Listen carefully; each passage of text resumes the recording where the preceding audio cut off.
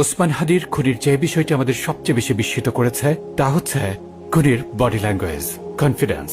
খুনি যখন তার টার্গেটের বডি ডিস্টেন্সে থেকে রেকি করে, খুনি যখন টার্গেটের বডি ডিস্টেন্সে পজিশন নিতে কোনো দ্বিধা করে না, তখন বুঝে নিতে হবে তার কনফিডেন্স ইজ ড্যাম হাই। এমন হাই কনফিডেন্সের জন্য দুইটি বিষয় প্রয়োজন হয়: এক, সলিড প্ল্যান; দুই, টার্গেটের দুর্বলতা আইডেন্টিফাই করা। এই খুনের জন্য অবশ্যই একটি টিম আছে এবং তাদের সলিড একটি প্ল্যান ছিল।